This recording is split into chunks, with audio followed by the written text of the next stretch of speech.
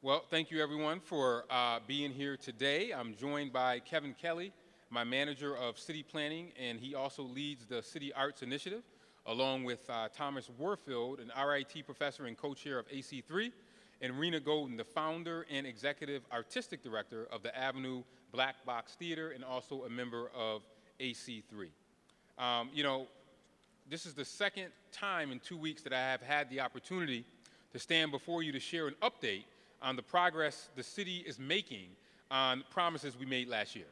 So as you know, last week I stood here next to our partners on the Housing Quality Task Force and celebrated the continued progress we are making on improving housing quality, affordability, and accessibility. And today I'm pleased to be here next to some of our partners in the arts who are serving on the city's Arts and Creative Community Committee and helping us keep our promise to invest in public art. I welcome Thomas Warfield, as I said, an RIT professor and co-chair of the Arts and Creative Committee, as well as AC3 committee member and founder and executive director of the Avenue Black Box Theater, Reenah Golden, and you know Kevin Kelley, our internal lead on this initiative. We have a lot to share with you today about the work we are doing to engage artists and arts organizations with the goal of making our community more vibrant, making the arts more accessible to all, and strengthening Rochester's already strong art sector. The groundwork has been set over the past couple of years. We established our internal city arts team and brought together the Arts and Creative Community Committee.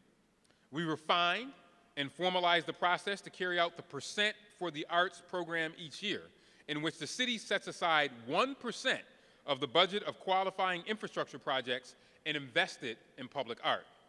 For the 2021-22 fiscal year, we set aside $236,000, and for the current fiscal year, we have earmarked another $236,000. So we're here today to talk about how we're going to use these funds and how we are also planning to pursue grants and other funding sources to invigorate our public spaces. In fact, I've just signed off on our first phase application of the Bloomberg Public Art Challenge for a project we're calling Centering Youth, Acknowledging Trauma and Healing Through Public Art. The Bloomberg Public Art Challenge invites mayors and artists to submit proposals for up to $1 million for innovative public art projects designed for local challenges. So we're keeping our fingers crossed that we get selected. We know many of our youth experience trauma, and engaging them in artistic expression and helping them overcome these bad experiences is a powerful way to leverage this opportunity. But we need partners to be successful in the second round. And in the coming weeks, we will be issuing a call for artists to begin looking for arts and youth organizations to help us define our vision and implement this project.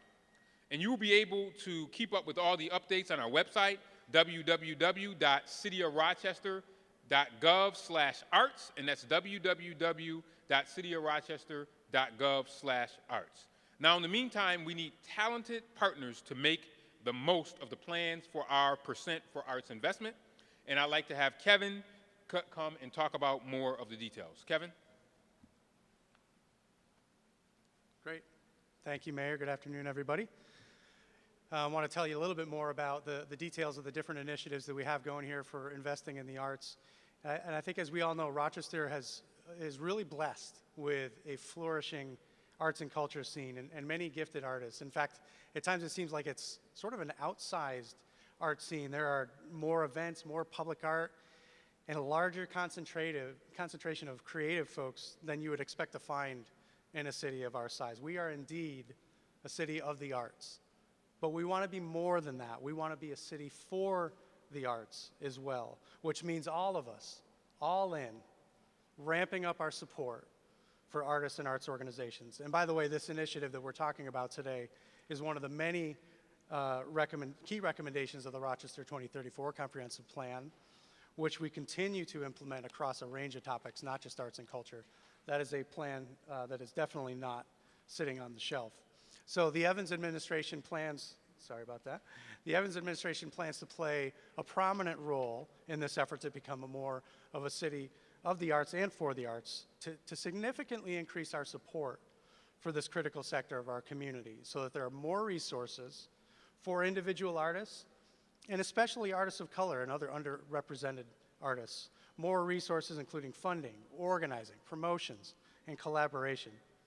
Now we're just getting started with this effort.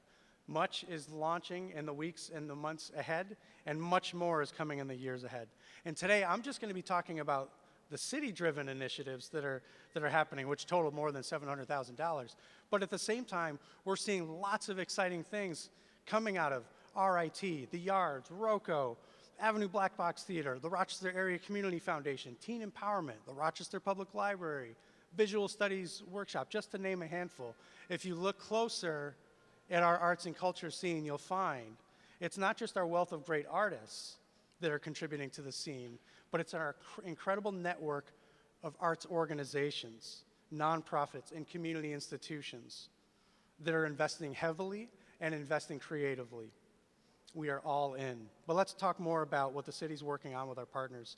All of these initiatives, which fall under the broader Percent for the Arts program, were developed by the newly formed City Arts team, as well as the Arts, which is a collection of city staff across multiple departments, but also the Arts and Creative Community Committee, or the AC3, which is represented here today. So, list of projects. Number one, the mayor mentioned the Bloomberg Public Art Challenge. We're submitting that application tomorrow. We, as a city, are contributing at least $200,000 towards that initiative as sort of our local contribution or match, but we're looking to get up to $1 million from Bloomberg, so we could be looking at $1.2 million to invest in public art throughout our community in many forms of art around the theme that the mayor mentioned of centering youth, acknowledging trauma, and healing through public art. So fingers crossed, we hope to find out about that later this year. Number two, we have our Public Art Equity Project, and this is the creation of what we call capital art or physical installations of public art. We've got two components to that. One, we've got $100,000 set aside for the creation of mosaic tile installations. We're working with Rock Arts United to administer those funds. And the second part of the Public Art Equity Project is another $100,000 set aside for developing a series of murals in different parts of our community. And we're working with ARIA Strategies to administer those funds. And by the way, the city investing in these murals, that's just on top of what's been happening for years through folks like Wall Therapy, the Rock Paint Division, our many great local muralists and graffiti artists. So this Percent for the Arts program getting involved is just adding on to what's been happening for many years. Number three, the Arts Bloom Project. This is another $100,000 that will be awarded to artists and arts organizations for more performance-based art or art education or even temporary art. So we're going to be releasing a call for artists for the Arts Bloom Project later in March. Number four, back to the Bloomberg Public Art Challenge. If we are not successful in landing that grant, the $200,000 that we are committing to that grant, if we're not successful, we will just redirect that to creating another round of the Public Art Equity Project to create more capital art or physical art installations. So that will be happening later this year. Number five, we're really excited about creating a new sculpture at the Sister Cities Bridge in downtown, which is the pedestrian bridge over the Genesee between Maine and Andrews, which alongside with the Charles Carroll Plaza has been completely redesigned and rebuilt as part of the Rock the Riverway Initiative. And like many other Rock the Riverway Initiative projects, like the skate park, the Sister Cities Bridge will feature a new public art installation. So we'll be starting the process to find an artist to work on that later this spring. Now, with all these projects, while we're working on all these, we are also developing an arts and culture plan.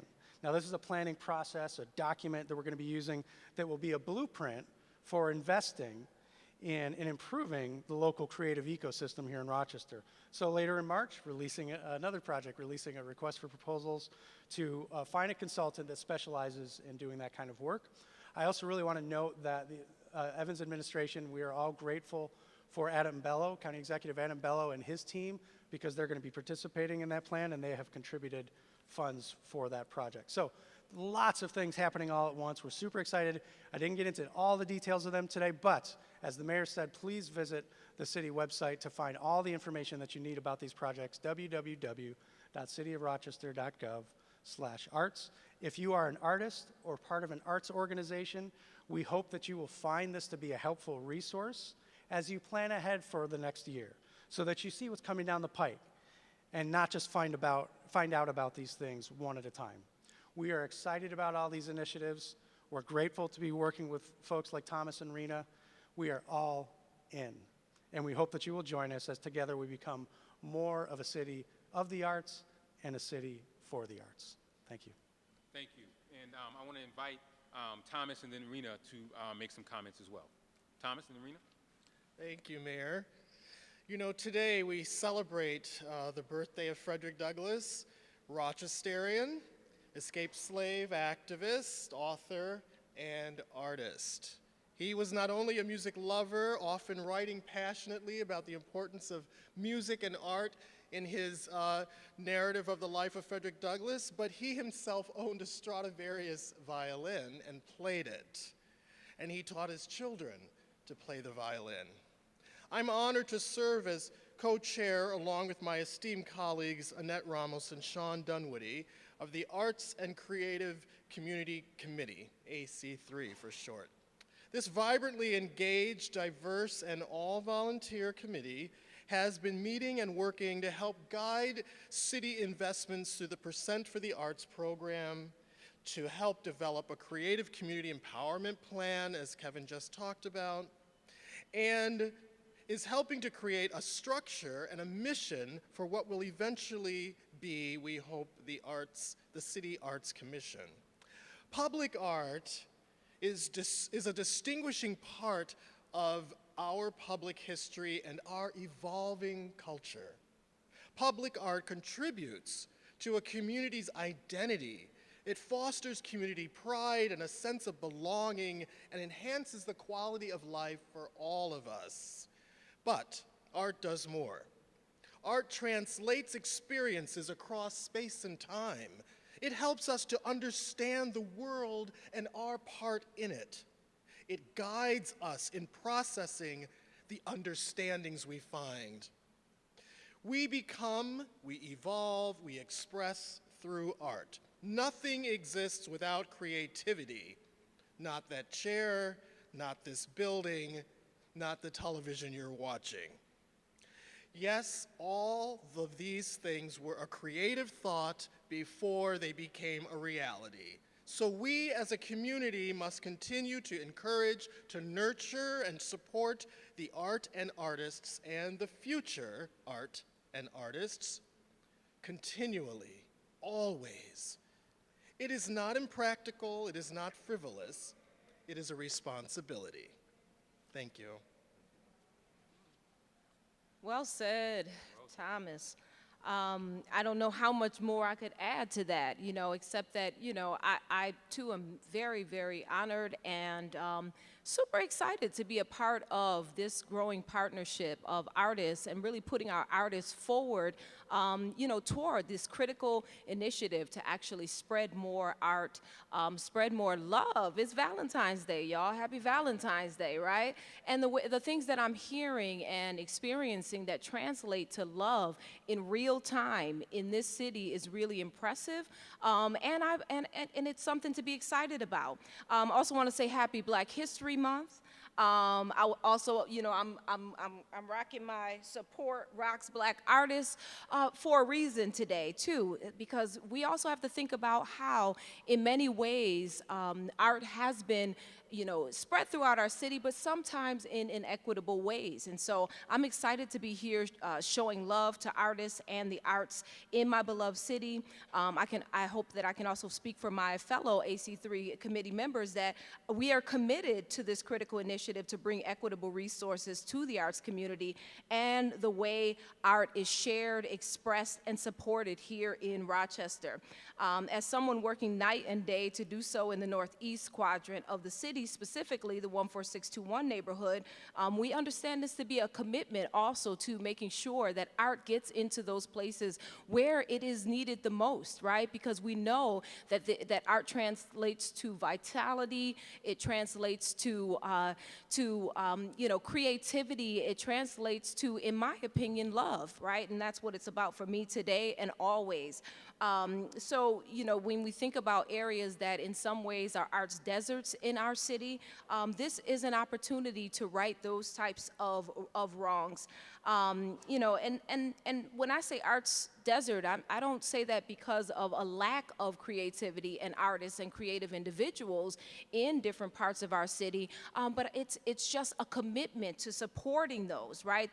We know that disinvestment in certain neighborhoods in our city has also included a disparity in opportunities in the arts, right? In spaces and informal expressions, opportunities that translate to Black and brown individuals in our city, opportunities that translate to youth in our city, right? And taking art out of just a classroom format to something that they can see as a career path, right? Or something that helps them pull through trauma, pull through some of the things that they're experiencing on a day-to-day basis.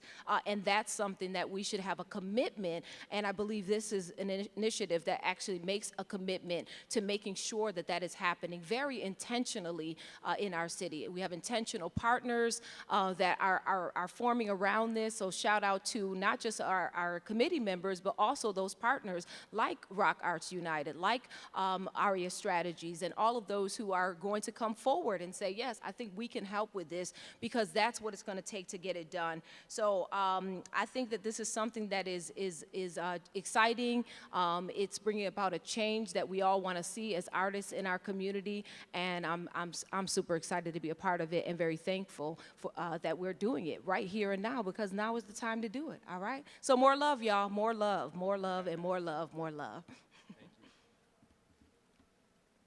Thank you, Reenah, and thank you, Thomas. You know, two great artists who have been committed to this community for arts for a long time, and particularly also committed to young people. As you know, that is a priority of the Evans administration, youth development.